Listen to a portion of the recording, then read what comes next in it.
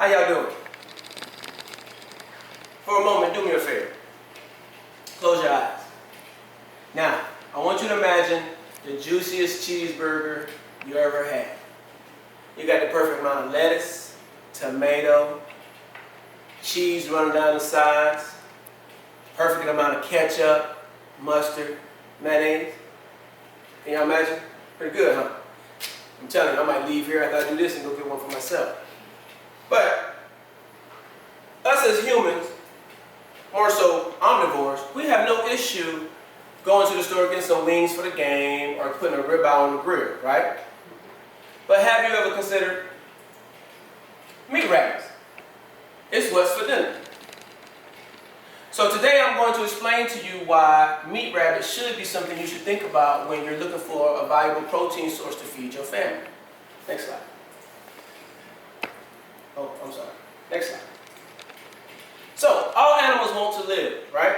It's up to us where we draw the line, okay? Some cultures don't eat pork, some won't eat beef, right? Now, I was in South Korea and I happened to stumble upon a farmer's market and there were dogs and cats inside cages being sold right beside chickens because their culture, they ate that, right? Next slide. So, why do we need more protein? We can go to the store and get beef, we can get chicken, we can get ham, we can get whatever we want, right?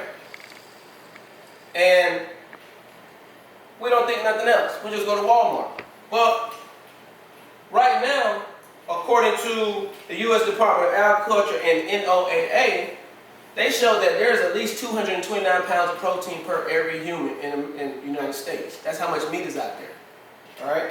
But according to our world data, Americans eat over 144 kilograms of meat a year. That equates out to 317 pounds of protein each one of us eat every year. Now, that's no problem, but those things can be affected by disease, drought, food costs, shortages can hit price and supply, meaning the more we have a problem, the harder it's going to get. All right? Next slide. All right. So let's talk about some of the issues we have right now with the way we eat the food that we get. Beef, it takes 2 years to get a calf up to viable food source. Chicken, up to 12 months. Pork, 13 months. And look how much it costs the farmer to produce 1 pound of meat. So a farmer for a cow has to spend $3 to $5 a pound of food to feed that cow, only to get 1 pound of meat. And right now, our food source is being attacked. I don't know if y'all been paying attention, but the screwworm epidemic has showed itself back up, and now it's in Texas. And that tears our beef up. And we don't even want to get started. Next slide. So let's talk about how rabbits compare to these other food sources, okay? You got 1 pound of beef, and everybody who's trying to watch their weight, 1 pound of beef gives you 250 calories, where 1 pound of rabbit only 114 calories. All right? But the most important thing I want to look at right here is the iron. For most people, iron is you're hurting, right? Especially women who are still having menstruating cycles and women who are pregnant, your iron get killed. Rabbit, 3.2 milligrams for 1 pound of rabbit meat. All right? And an article by Everbreed shows that rabbits have a 3-to-1 feed ratio, so every 3 pounds of food you give a rabbit, it produces 1 pound of muscle. Meaning that if you want to get a rabbit up to 6 pounds, all you have to give it was 24 pounds of food, which sounds like a lot. However, it's ready in 8 to 12 weeks, but a cow takes 2 years. So you're getting a rotation like this. Next slide. All right, so what are some common type of meat rabbits?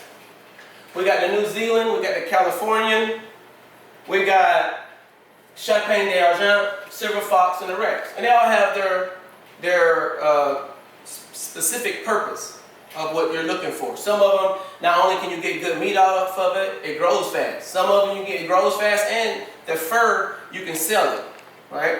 So there's not just the meat portion, but you get the pelts for it, you can get the poop for it, you can get money people to put on your plants in your garden. A rabbit can make you money. And then there's an article, I was looking it up, like, well, okay, well, people who've never eaten rabbit before, how does that, that's weird, right? Well, there's an article done by this all food fact website, and the author talks about there's 6 countries like Peru, Italy, France, like they have a main rabbit dish. You see what I'm saying? In Kenya, if you go look up videos on YouTube about Kenya, you'll see that rabbit raising is a huge thing because you can feed so many people. And for myself, I grew up hunting. I'm from a country boy. I'm from North Carolina. So I grew up hunting rabbit. You see what I'm saying? So I had no problem eating it. Next slide. So let's talk about it. So right here, I have a video. Push the button.